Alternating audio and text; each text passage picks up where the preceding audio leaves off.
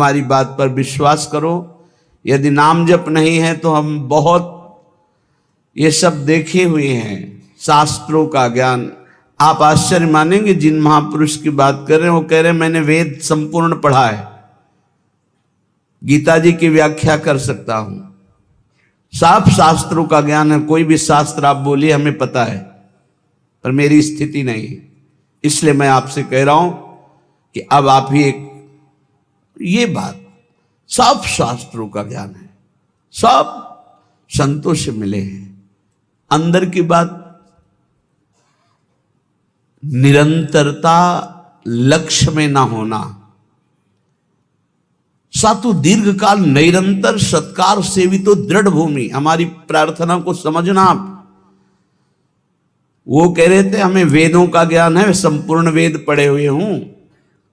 आप जिस शास्त्र को बोलेंगे वो सब शास्त्र, संपूर्ण महाभारत, इतिहासों में सर्वश्रेष्ठ, कोई ग्रंथ ऐसा नहीं जो हमने स्वाध्याय न किया हो।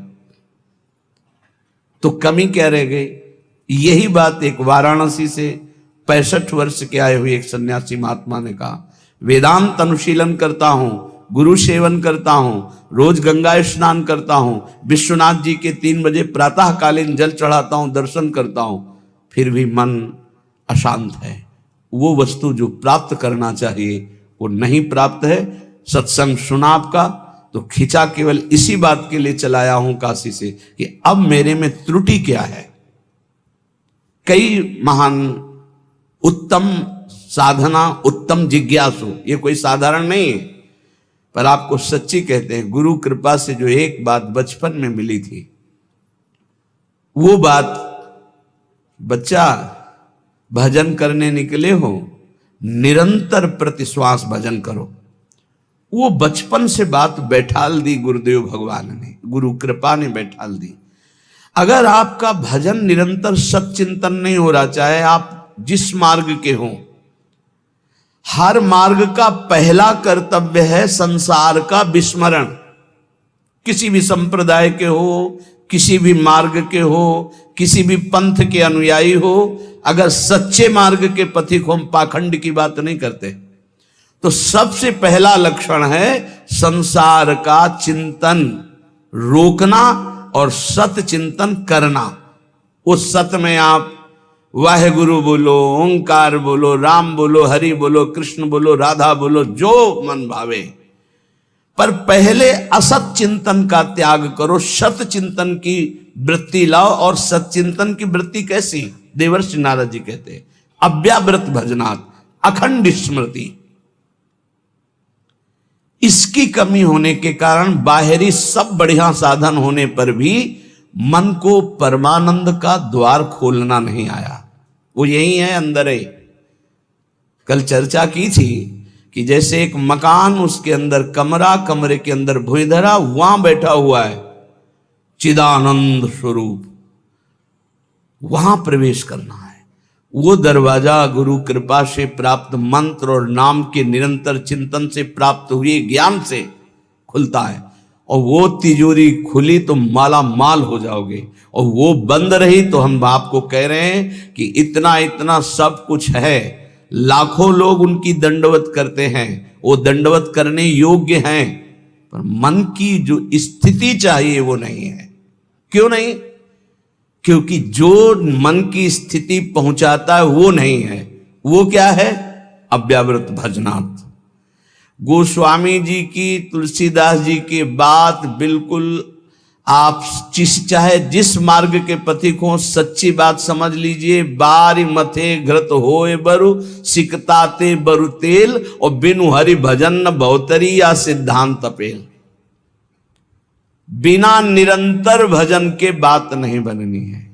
तो यहां कह रहे हैं, करो मन श्यामा जू सो नेहा, रहो तुम बैठे निज गेहा, लगा है दांव ये देहा, न जाने योनि फिर के हा, चतुर जग में बड़ो कहिए। कौन? श्याम श्यामा के रंग रंगिए, ताप तन मन की जो सहिए, सदा श्यामा के गुण गहिए। जगत में जीव हरि प्यारा, सबन का श्याम रखवारा।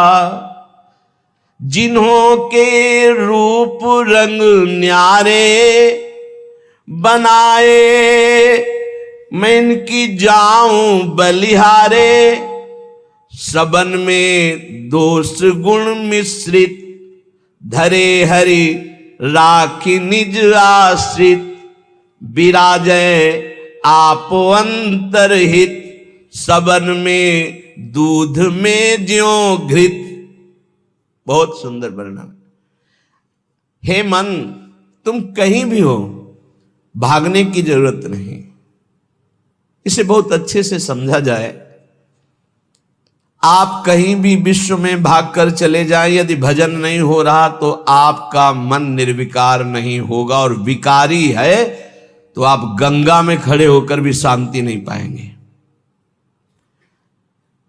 करोड़ों गंगा जी इस वृंदावन की रजकण की समानता नहीं कर सकती। गंगा जी भगवान के चरणारविंद का धोवन है, चरणामृत, और स्वयं प्रभु प्रेम स्वरूप प्रियालाल यहां खेलते हैं, तो समानता कैसे हो सकती है? क्या आपको वृंदावन में जो वृंदावन का प्रभाव है अनुभव में आ रहा है?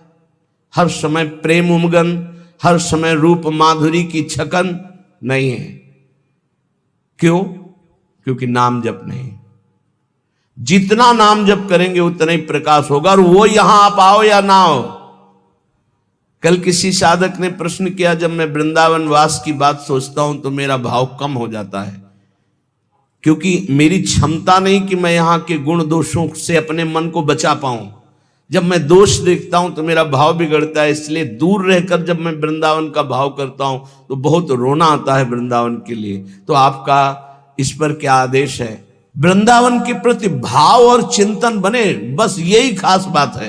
रहो दूर, वृंदावन को चिंतवन यह दीप और बार, कोटि जन्म के अघतमय काट करे उजियार। और यहां बसकर दूसरों पर दोष दर्शन करके निंदा आदि करोगे तो पतन हो जाएगा।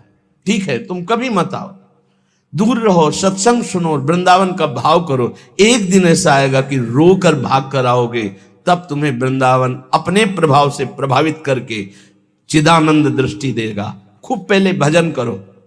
ये कोई साधन भूमि नहीं है, ये सिद्ध भूमि है, ये प्रेम भूमि है। यदि आपका भाव बिगड़ता हो तो हम कह रहे भाव बनाओ। भावोत्सवेन भजताम रस कामधेनुम, जैसे बने वैसे भाव बनाओ। और अगर ये भाव बन जाए कि वृंदावन के बिना हम जी नहीं सकते, तब तो हो गया। फिर क्या है? फिर कोई जरूरत नहीं। बिल्कुल बिल्कुल आप समझ लो, कोई जरूरत नहीं किसी साधन की। सब इसी भाव से ऐसे दिव्य साधन होते रहेंगे जो कोई अहंकारी कर ही नहीं सकता साधन। करो मन श्यामाजू सो नेहा, बस एक बात मान लो, हमारे माई श्यामाजू को राज मान लो, फिर आप जान जाओगे और देख लोगे इस मंत्र का क्या प्रभाव है। ये सब एक एक अक्षर मंत्र है। श्याम श्यामा प्रगट प्रगट अक्षर निकट प्रगट रस स्रवत अति मधुर बानी। ये हम जो चिल्लाते हैं ना, हमारे माई श्यामा जो को राज, ये कोई साधारण बात नहीं। देख लेना आप, इसका प्रभाव देख लेना। तुम अपने घर में रहकर ही प्राप्त कर सकते हो। तुम्हारी सामर्थ्य नहीं कि आप हर महीने 2 महीने में वृंदावन आओ। जब आपको भगवान कृपा करे, महारानी जो करुणा करे, तब आ जाओ। वृंदावन आना कोई खिलवाड़ समझते हो? अत्यंत कृपा जब होती है, जिनको वृंदा विपिन है, कृपा नहीं की हो, तब वहां यहां आना, यहां दर्शन करना, यहां रहना हो सकता है। आओगे तो जो पाप ऐसा है वो जलाने लगेगा। कोई विरला ऐसा है जो श्रीधाम वृंदावन में निर्दोष दृष्टि करके भगवत भाव में डूबता है। नहीं, ये राजधानी है, यहां सैनिक नहीं, यहां सुभट है, सेनापति यहां है। यह सर्वत्र काम प्रहार करता है, लेकिन यहां स्वयं काम मौजूद है। क्रोध व्याम, ये जैसे राष्ट्रपति भवन की विशेष सुरक्षा, ऐसे ही ये सब भगवत पार्षद है। काम क्रोध लोभ मोह मद मत्सर, इनका घेरा लगा हुआ है। ऐसे प्रवेश थोड़ी होता है चिदानंद वृंदावन धाम में। इन पर पूर्ण विजय प्राप्त वो श्यामाजू के गोरे चरणारविंद की ठसक से होती है। परम शीतल आश्रयामी, जब इन चरणों का आश्रय लेते इतनी शीतलता होती, काम आदि का कोई भी प्रभाव नहीं पड़ता। साधना करके भी इनको निष्प्रभावित नहीं कर पाया गया, और गोरे चरणारविंद की ठसक आते ही ये तिनके के समान हो गए।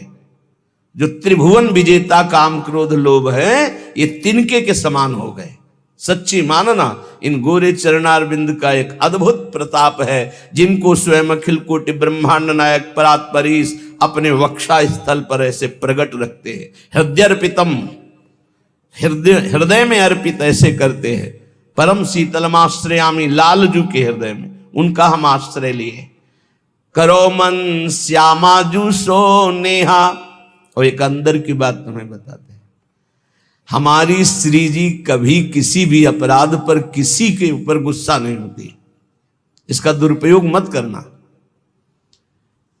क्योंकि श्री जी तो गुस्सा नहीं करती, पर लाल जो भी थप्पड़िया देंगे जो ज्यादा उद्दंडता करोगे। तिनकर काल रूप में भ्राता। अर्जुन पूछ रहे हैं कौन हो प्रभु, ये आपका विकराल रूप, इतना विस्तार, मैं थर थर कांप रहा हूं, मेरी सामर्थ्य नहीं, मैं देख सकूं, इस समय मैं बढ़ा हुआ महाकाल हूं। भगवान बोल रहे, ये हैं इनके दूल्हा, श्यामाजू के दूल्हा हैं, और कोई दूसरे नहीं हैं। दूसरों न कोई, यही हैं, इनके सिवा कोई है नहीं। बड़ा हिरण्यकश्यप उछल कूद मचा रहा था, कहां तेरा भगवान, कहां भगवान, भुजा ठोकना। जिस समय खंभा फाड़ के निकले, दहाड़ मारी तो ना तेज देख पाया, ना आवाज सह पाया, मूर्छित होके गिर गया। तलवार कहीं ढाल कहीं बेहोश पड़ा है हिरण्यकश्यप, स्वयं भगवत पार्षद और दिव्य सामर्थ्य से युक्त महातपस्वी। भगवान ने कहा उठ, थोड़ी देर तो खेल ले, मेरा पार्षद है, थोड़ी देर खेल ले। खिलाते, फाड़ के फेंक दिया नाखून से। ये दूल्हा ही है इनके, और कोई नहीं है। वही अपने अंश से सब प्रकाशित होते। श्यामाजू को गुस्सा नहीं आता, पक्की बात है, पर उद्दंडता मनमानी करोगे तो न्यायाधीश तो लालजू हैं, बात ध्यान रखना। और लालजू जिनके दरबार में न्याय प्राप्त करते हैं, वो हमारी सी लाडली जू है। वहां का न्याय श्री जी की मुस्कान से होता है, और न्याय की बात सुनाने के लिए सखियां हैं। न्याय पर्यो ललिताजू के आगे वहां निर्णय होता है। इसीलिए प्यारी जू कभी कभी हम लोगों के पक्ष के लिए थोड़ा सा भ्रकुटी लाल जू से टेढ़ी रखती है, तो वो हा खात वो हम लोगों के लिए, क्योंकि कैसे हम अधमों का निस्तार होगा तो उन्हीं की लेखनी से। तो अनुल्लेख्यानंतान तदपराधान मधुपति, लिखेंगे ही नहीं, क्यों? जहां भ्रकुटी हुई पास रजिस्टर बहुत गंदा है। कैसे वो पापी क्यों न हो, हरिवंश नाम जो ले, तो अलक लड़ेती रीझ के महल खवासिद पास। सच्ची मानिए बड़े भाग्य होंगे जो गोरे चरणारविंद की ठसक में आ जाए। जैसे एक प्रश्न ने, अब कुछ बातें ऐसी होती जो कैसे बोले कि आप जगदम्बा और राधा जी में क्या भेद करते हैं, राधा जी ही जगदम्बा है, जगदम्बा ही राधा जी हैं। तो सिद्धांत की शैली से बोले तो हाँ, क्योंकि स्वामिनी जी के ही अंश से अनंत शक्तियों का प्रादुर्भाव हुआ है। समस्त शक्तियों के मूल श्री स्वामिनी जी हैं, और समस्त शक्तिमानों का मूल श्री लालजू महाराज हैं। इसलिए हाँ, और स्वामिनी जी अद्वितीय हैं, इनके जैसा यही हैं। देवलोक भूलोक रसातल सुन कवि कुल मति डरिए, सहज माधुरी अंग अंग की कई कासों पट तरिए। एक अंग छटा में से सब महान शक्तियों का प्रादुर्भाव हुआ। त्रिपुर सुंदरी आदि जितनी दैवी शक्तियां हैं हमारी महारानी जी के अंश से, एक अंश से निकली, एक छटा में से। हमारी प्यारी जू की महिमा को, प्यारे जू की कृपा से जब आप जानोगे तब समझ पाओगे। पर मान लो, अम्मा ने कहा ये बप्पा है तो मान लिए बिना तर्क के। तुम जान भी नहीं सकते थे कि तुम्हारे बाप कौन है, तुम्हारी माँ ही बताई। माँ को ही परिचय है सही माने में कि पिता कौन है, तो बताया। हमने कभी संशय नहीं किया और जीवन भर मान लिया हमारे बाप जी हैं। ऐसे गुरु हमारी माँ है, तो हमारे असली जनक कौन है ये गुरुदेव रूपी माँ बताती है। तो मान लो, उसमें तर्क मत करो। मंत्र मूलम गुरु वाक्यम, ये तेरा मेरा मत करो, नहीं समझ पाओगे। कुछ बातें होती जो छाती में छुपाई जाती, बोली नहीं जाती, और वो शरणागत के हृदय में अपने आप ट्रांसफर हो जाता बिना बोले, वही ठसक आ जाती। मान लेना हमारी ये बात। कुछ बातें हम नहीं बोल सकते जो हैं अंदर, शब्द में ताकत नहीं कि हम वो शब्द में लाश पावें, शब्द में सामर्थ्य नहीं। रोम रोम जो रसना होती तो तेरे गुण न बखाने जात, कहा कहो एक जीव सखीरी बात की बात की बात।